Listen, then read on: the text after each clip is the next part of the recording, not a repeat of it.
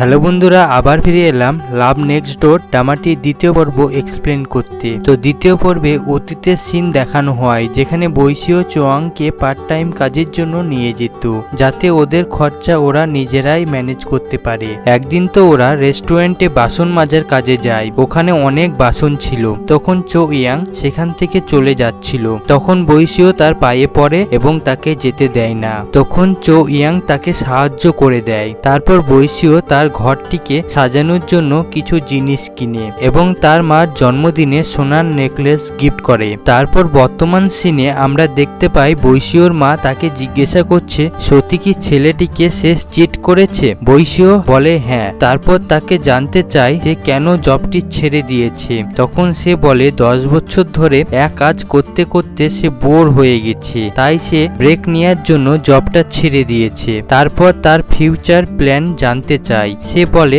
এখন আমি কিছুদিন আরাম করতে চাই এবং বেকার থেকে কোরিয়ান ফুড খেতে চাই এবং আনন্দে ঘুরে বেড়াতে চাই। তখন এই কথা শুনে তার মা রেগে যায়, কিন্তু তার বাবা তাকে শান্ত করে। তারপর তার মা তার সঙ্গে কথা বলা বন্ধ করে দেয়। তারপর কিছুদিন পর বৈশিওর বাড়িতে ময়ুম এবং চো ইয়াং আসে। সবাই একসঙ্গে ব্রেকফাস্ট করতে বসে। তখন বৈশিও তার ভাইয়ের সঙ্গে মারপিট শুরু হয়। এইসব দেখে তার মা রেগে যায় এবং তাদেরকে শান্ত করে। তারপর ময়ুম বৈশিওকে সবকিছু জিজ্ঞাসা করে। তখন বৈশিও একই কথা বলে যা তার মাকে বলেছিল। তারপর ময়ুমের ডিউটির টাইম হয়েছিল, তাই সে সেখান থেকে চলে যায়। তারপর বৈশিওর রুমটা দেখানো হয়, যেটি একটি স্টোর রুমে পরিণত হয়েছিল। তার মধ্যেই বৈশিও মাদুর পেতে শুয়ে পড়ে। তখন চো ইয়াং তাকে লেজি হয়ে শুয়ে থাকতে মানা করে। তখন বৈশিও তাকে তার কাছে ডাকে এবং তার কলার ধরে মারতে লাগে, যেহেতু সে তাকে পালাতে না দিয়ে দরজা বন্ধ করে পালিয়ে গিয়েছিল।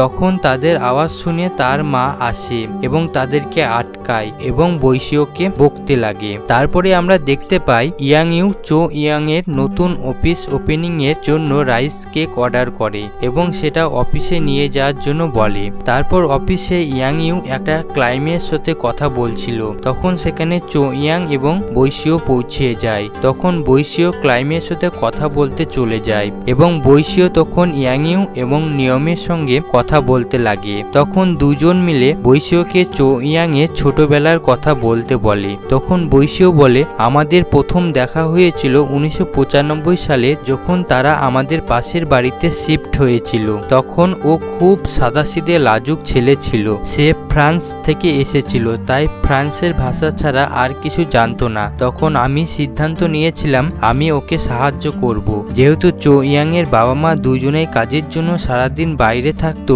তাই চো ইয়াংকে বৈশিওর বাড়িতে রেখে যেত। তখন বৈশিও তাকে বিভিন্ন গেম খেলা, হাইজেন করা এবং একসঙ্গে খাওয়া দাওয়া, এমনকি বৈশিও তার খাবার ওকে খাওয়াতো। তারপর বাইরের বন্ধুদের সঙ্গে পরিচিত করানো এবং পয়সা ঠিকভাবে ব্যবহার করা শিখিয়েছিল। এরপর বৈশিও বলতে পারো আমি ওকে লালন পালন করে বড় করেছি। তখন সেখানে চো ইয়াং চলে আসে এবং বলে এইসব মিথ্যা কথা। ও ওর মতো গল্প করে শোনালো। আসলে ঘটনাটা আমি বলছি। আমি যখন ওকে প্রথম দেখি তখন ওর গাল নাকে মাটি লেগেছিল, সেই জন্য ওর কাছ থেকে আমি দূরে চলে যাচ্ছিলাম। ও সব সময় আমাকে জ্বালাতো, এর জন্য ওকে আমার ভালো লাগতো না। আর খেলার সময় সব সময় ভাঙাচোরা করতো, বিনা অনুমতিতে বাথরুমে ঢুকে যেত। আর আমার যা খাবার পছন্দ হতো না সেটা জোর করে আমাকে খাওয়াতো। এমনকি আমার পকেট মানির টাকাটা নিয়ে চকলেট এবং আইসক্রিম খেয়ে নিত।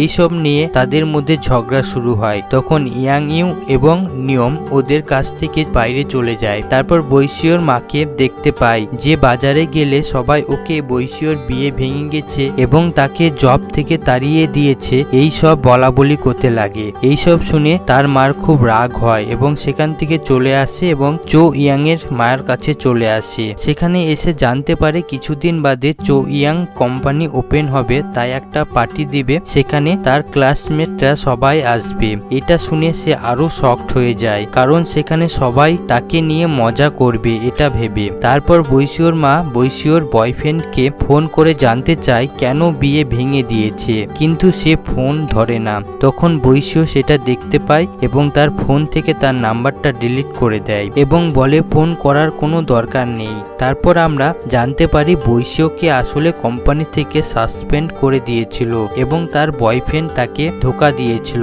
এই দুঃখে সে কোরিয়া চলে এসেছে। তারপর বৈশিওকে দেখতে পাই সে একটা শুকনো গাছ নিয়ে চো ইয়াং এর বাড়িতে এসে সেটা উপহার দেওয়ার জন্য।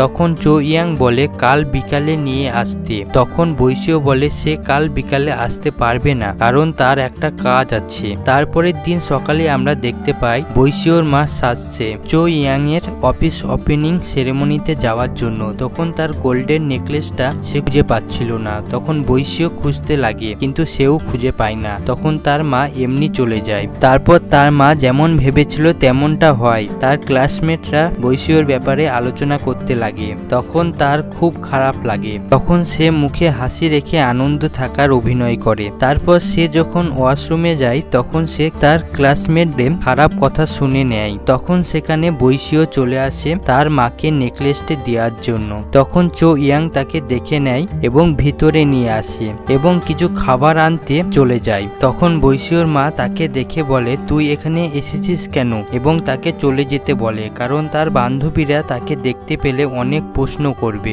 তখন তার বান্ধবীরা সেখানে চলে আসে এবং তার জবের ব্যাপারে প্রশ্ন করে। তখন বৈশিওর মা বলে আসলে পুরনো কোম্পানি থেকে আরো বড় কোম্পানিতে সে জব পেয়েছে, তাই আগের কোম্পানির জবটা ছেড়ে দিয়েছে। তাই কিছুদিনের জন্য আমাদের সঙ্গে দেখা করতে এসেছে, আবার চলে যাবে কারণ ইউএসএই তার আসল জায়গা। এইসব শুনে বৈশিওর খুব খারাপ লাগে কিন্তু তার মায়ের জন্য কিছু বলে না। তারপর বৈশিও ঘরে আসে এবং তার মাকে বলে আমি কি তোমার ইনসাল্ট ফিল করাই? কেন তুমি মিথ্যে কথা বললে? তখন তার মা বলে আমি কিছু মিথ্যা কথা বলিনি, তুই আবার ইউএস ফিরে যাবি। তখন বৈশিও বলে তুমি কখনো চাও না আমি এখানে ফিরে আসি, এর জন্য তুমি আমার রুমটিকে স্টোর রুম বানিয়ে দিয়েছো। তখন তার মা বলে আমি এই ব্যাপারে কিছু বলবো না, তুমি যত তাড়াতাড়ি পারো ব্যাগ প্যাক করে এখান থেকে চলে যাও। তারপর সে নিজেই বৈশিওর ব্যাগটা বাইরে বের করে দেয় এবং বলে তুমি চলে যাও, তোমাকে আমি এত পড়াশোনা করিয়েছি, তুমি এত ভালো জব পেয়েছো, সেটা ছেড়ে তুমি এখানে থাকা চলবে না। তখন বৈশিও বলে আমি কি তোমার মেয়ের মতো এখানে থাকতে পারবো না?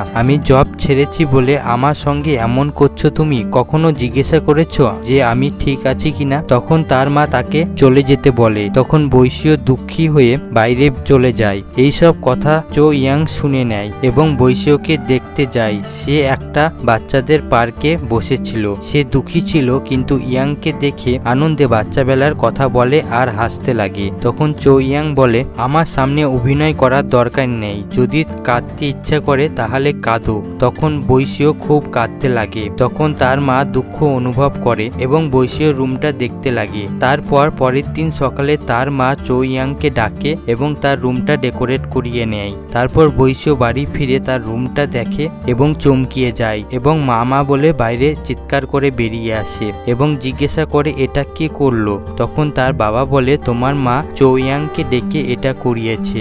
তারপর তাদের মধ্যে সম্পর্ক আবার ঠিক হয়ে যায়। তারপর যখন সে ঘুমাতে যায় তখন দেখতে পায় উপরে স্টার লাগানো স্টিকারগুলি, যা তার খুব পছন্দ ছিল, যেটা চো ইয়াং জানতো। তাই সে চো ইয়াংকে থ্যাঙ্কস জানানোর জন্য ফোন করে। তখন চো ইয়াং বলে দেখো ভালো করে ওই টেবিলটাও আছে যেখানে বসে তুমি তোমার সিনিয়রকে লাভ লেটার লিখিয়েছিলে, যে রিজেক্ট করে দিয়েছিল। তারপর রিজেক্ট হয়ে ওই ব্ল্যাঙ্কেটার মধ্যে লুকিয়ে কান্না করছিলে। তোমার পাস সব আমি ফিরিয়ে এনেছি। বৈশিও তাকে এইসব মনে করাতে মানা করে। তারপর তাকে বলে জানালার কাজ ভালো করে বন্ধ করে নিতে। তারপর বৈশিও সেটা বন্ধ করতে গিয়ে ইয়াংকে দেখতে পায়, সে জানালায় বসেছিল। তারপর বৈশিও বলে জানালা খোলা রাখবে না কারণ আমি সকালে উঠে তোমার মুখ যেন দেখতে না পাই। তখন চো ইয়াং বলে তুমি তো এখানে থাকবেই না। তখন বৈশিও বলে এখন থেকে আমি এখানেই থাকবো। তখন বৈশিও একটা পুরনো কথা মনে পড়ে। একদিন সে স্টিকার লাগাতে গিয়ে পড়ে যাচ্ছিল, তখন চো ইয়াং তাকে ধরে নেয়। তখন বৈশিও চো ইয়াং এর গায়ের উপর পড়ে যায়। এভাবে দ্বিতীয় পর্ব শেষ হয়। বন্ধুরা তোমরা যদি পরের পর্ব দেখতে চাও তাহলে কমেন্ট করে জানাবে এবং চ্যানেলে নতুন হলে চ্যানেলটিকে সাবস্ক্রাইব করে দিবে। আর ভিডিওটি ভালো লাগলে লাইক করতে